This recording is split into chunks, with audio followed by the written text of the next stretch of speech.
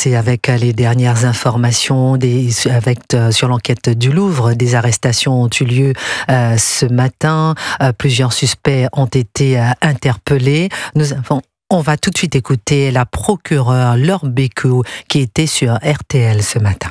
Oui, bien sûr, je vous le confirme. Ces interpellations sont désormais réalisées sur commission rogatoire des 2 magistrats instructeurs qui ont été désignés. Elles ont eu lieu respectivement sur Paris, mais également dans l'agglomération parisienne et notamment dans le 93. L'un d'entre eux était effectivement un des objectifs des enquêteurs, puisque nous avions des traces ADN le concernant qui le lient de notre point de vue au vol qui a été commis. Ce que vous nous dites là, ça veut dire que l'un d'entre eux, clairement, faisait partie des 4 du commando du Louvre. C'est ce que l'on suppose, et c'est un des suspects que l'on avait, je dirais, dans le viseur, si vous me passez cette expression, au cours des investigations qui avaient été menées.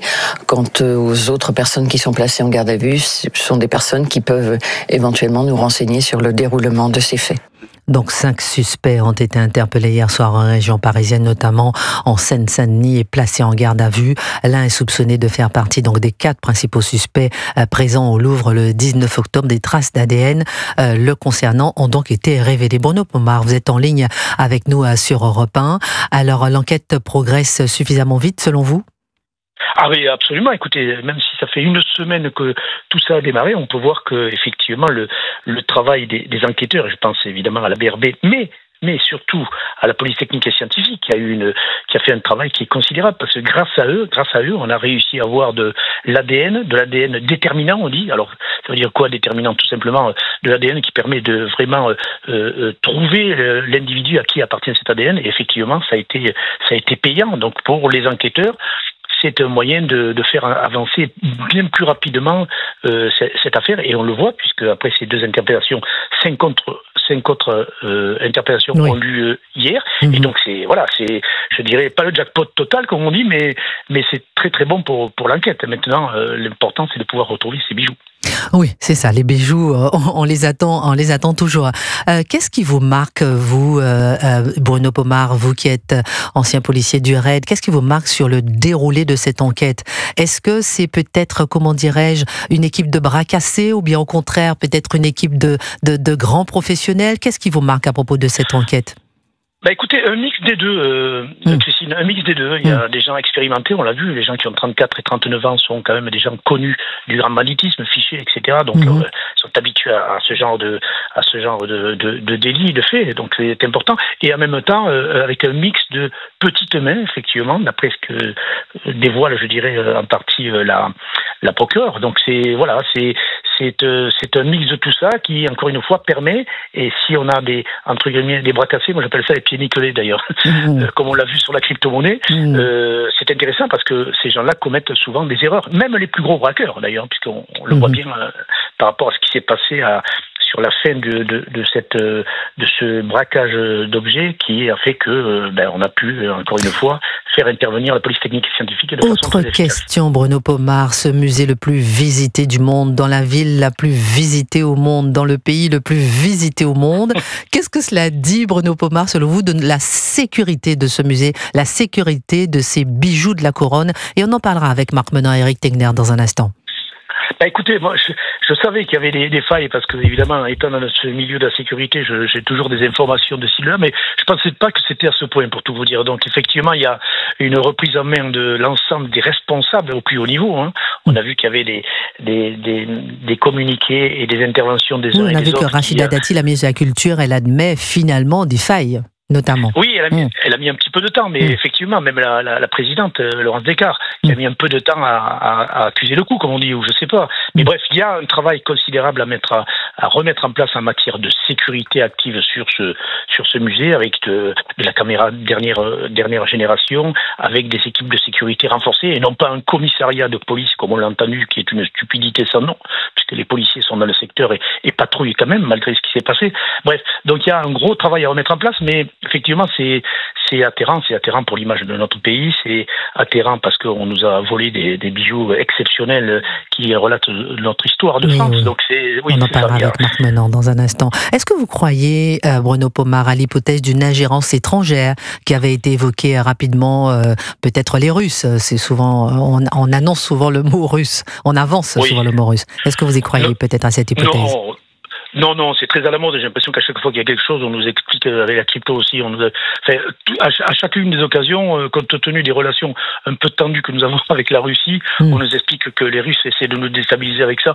Je le pense réellement pas. Bon, peut-être me trompais-je, mais je ne le pense pas. Non, on a affaire évidemment à ce grand banditisme qui se développe et qui va vers, je dirais, vers les secteurs qui rapportent le plus, la crypto, les bijoux, etc., etc. On fait plus de vols de banque, on fait plus de détournement de camions blindés, on fait ce qui peut rapporter de l'argent rapidement. C'est ça, ou bien on rentre dans les églises, on vole ce qu'il y a et on revend. On en parle dans un instant. Merci beaucoup Bruno Pomar d'avoir été en direct avec nous sur Europe 1 dans Christine Kelly-vous. Et l'enquête et les arrestations se poursuivent. 5 suspects interpellés hier soir en région parisienne, notamment en Seine-Saint-Denis, et placés en garde à vue après ce spectaculaire vol au musée du Louvre le 19 octobre. Marc Menant, avant d'avoir Isabelle en ligne, Marc Menant, Éric Tegner, votre regard. Vous nous montrez du doigt, ça me déplaît. Ça, non, on est à la radio, personne ne voit rien, justement, j'en profite. Si, sur Europe.fr. Ah oui, c'est vrai. Recoiffez-vous. Magnifique. Non, mais Marc Menant, qu'est-ce que ça vous évoque? Vous dites enfin, l'enquête va suffisamment vite. Pardon, mais moi ça m'arrache le ventre, moi, quand je pense à ces bijoux de la couronne. Je repense à cette partie de l'histoire de France qui nous a été volée. Quand je pense à cette gauche qui minimise ces vols, lorsque je pense à tous ceux qui taisent et qui minimisent justement ce casse du siècle. Alors déjà, pour moi, l'enquête va pas assez vite. Bravo tout le monde, mais ça va pas assez vite. On veut les bijoux. Rendez les bijoux. Allô, Pierre-Jean Chalençon. D'abord, on peut demander de rendre les bijoux. Vous savez, il y a des gens qui ont le vice de désirer ce qui est intouchable. Et ces gens-là sont capables de mettre des sommes inouïes pour commanditer ce type d'action. Bien sûr.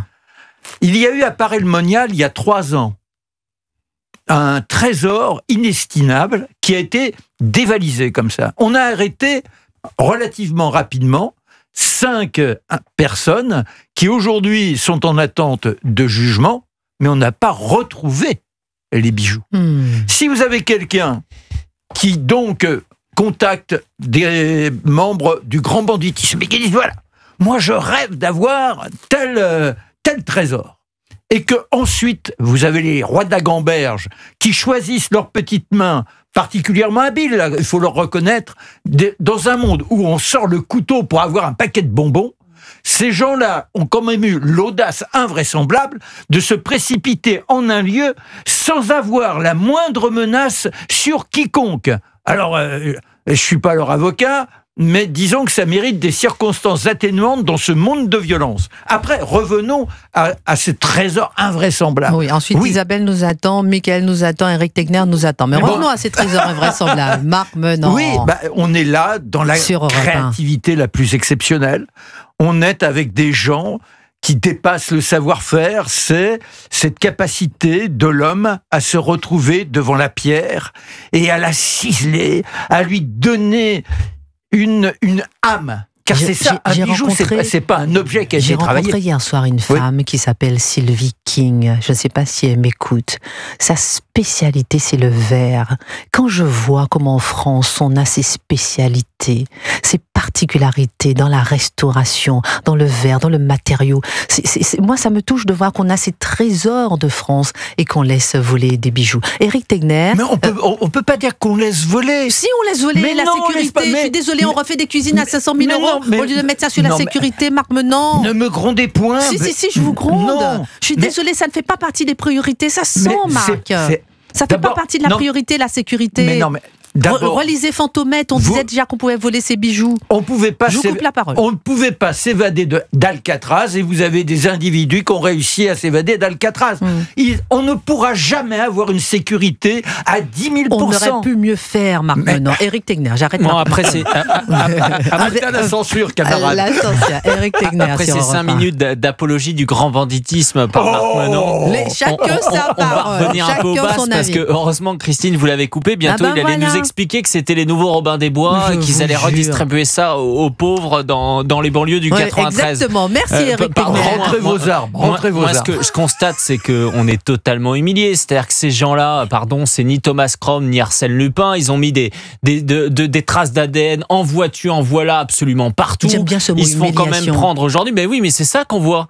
Et je vais vous dire, même l'origine de ces personnes qui viennent de Seine-Saint-Denis, etc. Vous savez, il y a une phrase sur les réseaux sociaux qui marche en règle générale dans ce genre de cas, c'est tout le monde sait. Vous voyez, tout le monde s'y attendait, parce que c'est toujours la même chose. Ce sont globalement assez souvent les mêmes personnes qui vont commettre ce type de forfait. On voit par exemple que certains sont récidivistes, etc. Et en effet, qu'est-ce qui va se passer ? On ne va jamais retrouver les joyaux de la couronne, parce qu'ils doivent être déjà cachés à l'étranger. C'est souvent ce qui se passe en règle générale dans ce type de fait. Mais bon, là, on va applaudir. Bravo les policiers, bravo les policiers. Oui, bien sûr qu'ils font leur travail. Je pense qu'eux-mêmes, vous le direz, qu'ils sont ravis de faire leur travail. Ils sont payés pour ça. En attendant, je suis désolé, aujourd'hui, il y a une humiliation. Le Louvre, ils ont absolument pas fait le travail. C'est d'une grande n'importe quoi. Absolument, ces gens-là ils ont juste eu le culot de monter à une fenêtre et c'est tout. Mais non, mais vous pouvez pas dire. Je vous donne la parole dans un instant. Oui, non, mais le grand banditisme. Il y a Isabelle qui attend au téléphone. Oui, mais le grand banditisme a toujours existé. Faut pas qu'on entre dans la mortification. Je suis pas en train de les louer. Je dis que voilà, la vie fait que. Non, et moi les j'aime pas ce policiers ont été fatalisme. brillants. En 8 jours, vous arrêtez les gars. Ce fatalisme, Marc Menon. brainwashing. Vous revenez quand vous voulez. Isabelle, bonjour. Vous nous appelez du Maine-et-Loire. Bonjour Isabelle. Oui, bonjour Christine. Alors, je suis désolée, je suis un petit peu fatiguée là. Je suis désolée, donc je vais parler doucement. Je suis désolée. Éric Menon, déjà, je voulais dire que c'est une personne qui vit ces personnages historiques, qui me fait penser à Monsieur Philippe de Villiers, notre mémoire historique. Monsieur Éric Menon, donc pour cela je lui rends grâce quand je l'écoute. Marc Menon, oui, pardon, excusez-moi, ça c'est la fatigue, voilà. Deuxièmement, j'aimerais dire qu'au sujet de la police, elle fait, je vous assure, dans ce type de travail, elle est extrêmement efficace. Oui. C'est-à-dire que dès le début, il faut le savoir, ceux qui ne sont pas au courant, mais dès le début, ils sont mis sur l'enquête. Ils disent rien. Ce sont des gens d'exception, d'une très grande qualité, il faut l'entendre, une très grande qualité. Ils ne sont pas nombreux, mais je vous assure qu'ils sont à la pointure. Et ils n'ont pas besoin de Macron pour avoir la pointure. Et d'une. Voilà. Donc on leur rend le respect parce qu'ils ont été rapides. Je crois que vous ne vous rendez pas compte. Dès le début, ils ont été sur l'affaire. Faut pas, voilà. Moi, ce que je veux dire sur les bijoux, je ne sais pas si nous reviendrons ou pas, ou sera un chantage financier, je ne sais pas. Moi, ce qui m'interpelle, et je pense qu'on ne le saura pas actuellement parce qu'il y a une histoire de secret, politiciens ou autres, parce que ça, on n'a pas à le savoir. Il y a deux choses qui m'interpellent. Les gens qui ont fait ça en plus de la trentaine, donc ce ne sont pas des petits gosses. Deuxièmement, un qui part en Algérie, on a un problème avec l'Algérie, récurrent, avec Boualem Sansal, mais ça ne date pas de Boualem Sansal, voilà, où il y a un rapport de force. Ensuite, un qui part au Mali. Il faut savoir qu'au Mali, on avait un contingent. Il paraît que ça n'a pas été vérifié, confirmé, l'histoire du Mali. Voilà. On attend encore la suite des informations. D'accord. Parce que, mais vous, ce qui vous interpelle, c'est la nationalité ou la double nationalité, parce que celui qui part en Algérie, il est franco-algérien. Voilà. Et puis l'autre nationalité, ça se vérifiera s'il est. Alors, moi, je ne sais pas. S'il est parti au Mali, il n'est peut-être pas malien. Il faut savoir qu'au Mali, on n'a plus d'armée. Au Sénégal, on perd toute l'Afrique, nous. Et que c'est Daesh qui prend le dessus. L'Algérie et l'Afrique, une partie de l'Afrique, c'est Daesh. Moi, je vais pas plus loin. Oui, tout à fait. Oui, très pragmatique. Il faut oser penser à Isabelle. On attend en tout cas le déroulé de l'enquête pour en savoir un peu plus. Merci beaucoup pour votre appel. Oui, et puis dommage que je ne sois pas à Paris parce que j'aurais été enchantée de vous voir tous face à vous le 25 novembre. Le 25 novembre au Palais des Sports, effectivement. On sera là. Allez, je vous aime tous. Merci. Je vois qu'Isabelle ne rate rien. Grosse soirée au Palais des Sports organisée par le Journal du du dimanche le 25 novembre. Bonjour Michael, vous nous appelez de Paris. Qu'est-ce que vous pensez justement de ceux que vous appelez ces grands professionnels qui n'auraient pas dû toucher à ces bijoux, c'est ça? Ce sont bonjour des grands Christine, professionnels. bonjour à Marc. Bonjour Michael. Bonjour à Eric. Oui, depuis le début de cette histoire, on entend, et bonjour à tous les auditeurs, on entend que ce sont des Arsène Lupin plus, ça a été fait par des grands professionnels préparés depuis de très très longs mois. Je pense qu'il faut faire un peu preuve de discernement et à prendre de la recul. Quand on voit le profil des personnes en garde à vue qui mettent leur ADN partout, qui font tomber la couronne, on se rend compte que c'est absolument pas ce que disaient les médias, les journalistes, même sur votre antenne que j'adore et que j'écoute tous les jours. Le risque, c'est que justement avec ce genre de profil, parce que le grand banditisme, je pense que ils ne vont pas se brûler à des objets aussi sulfureux. Ils iront plus vers du homejacking, plus sur des personnes, sur des professionnels du Bitcoin, par exemple, que sur des bijoux aussi sulfureux. Et que le danger, justement, avec une telle médiatisation, c'est que de peur, ils fondent l'or, qui cassent des pierres qui n'ont pas d'une grande valeur une fois qu'elles seront enlevées. Oui, décertées, détricotées, quand tout ça sera détricoté. On ne peut pas, je me permets d'intervenir. Alors, Marc Menon vous interpelle, Michael, qui nous appelle de Paris. Parce que ces pierres ont été extraites d'une mine fermée depuis très longtemps maintenant. Mais je dirais que chaque veine exploitée, on a les traces dans une sorte de banque de données à Washington. C'est-à-dire que la pierre, on peut la dessertir, on peut la refaçonner. Il n'en reste pas moins que l'on pourra identifier qu'elle est issue de ces bijoux qui ont été volés la semaine dernière. Voilà, c'était la mise au point de Marc Menon, inspecteur gadget. Alors, Michael, oui, donc vous nous disiez effectivement par rapport au grand banditisme. Moi, il y a aussi une autre valeur, la valeur historique. Je sais pas, mais moi ça m'émeut parce qu'on va en parler dans un instant aussi avec Marc Menon et on parlera. C'est inestimable. Voilà, on parlera aussi dans un instant aussi de ces églises et ces musées qui sont dans le visuel à la criminalité organisée et c'est le renseignement qui nous alerte. On va en parler. Appelez-nous au standard d'Europe 1 pour discuter de ce sujet, mais moi je trouve que moins on a de profondeur historique, Michael, et plus on peut manipuler les gens. Et moi j'ai l'impression que, pardon, mais je vais un peu plus loin encore que par rapport à ces attaques. Et dites-moi ce que vous en pensez sur sur cette valeur historique que l'on piétine comme si ça laisse un boulevard pour avoir des esprits qui ne sont pas critiques, qui sont manipulables. Et derrière ce vol, moi je vois tout ça. Qu'est-ce que vous en pensez, Michael? Je vais trop loin peut-être. Non, absolument pas, Christine. Effectivement, les personnes qui ont été interpellées n'avaient pas conscience, à mon avis, parce que Marc, tout à l'heure, a parlé d'audace. Moi, je dirais plutôt, Marc, que c'est pas de l'audace, c'est de l'inconscience. C'est pas de l'audace, c'est une différence.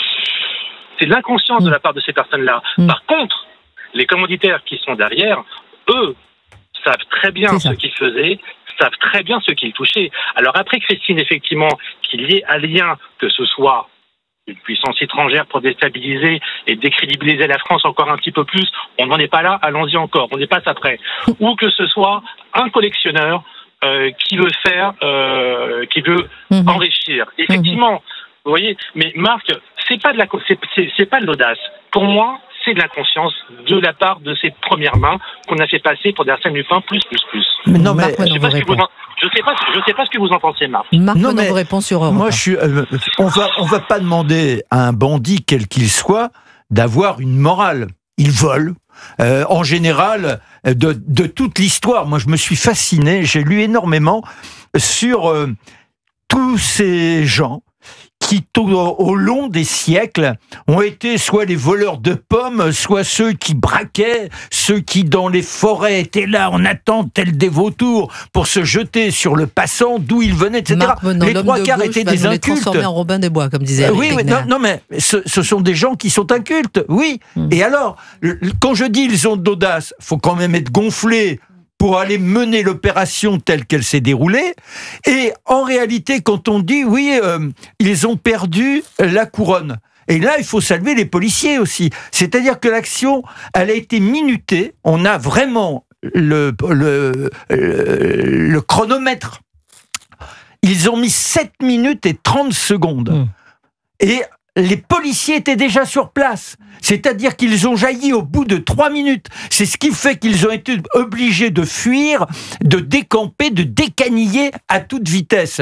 Donc, quand je dis audace, quoi qu'il arrive, quand vous allez dans un lieu piquer quelque chose et un lieu aussi exposé, oui, ça demande un peu. Je suis pas en train de révérer, je suis en train de juger. Voilà, on va marquer une pause, Mickaël, si vous voulez. Mais non, restez un peu. Ils n'auraient pas cassé les. Comment, Eric ? On aurait dû leur laisser du temps, mais pourquoi vous dites ça? On va régler nos histoires dans un instant. On marque une pause, on revient dans un instant sur Europe 1.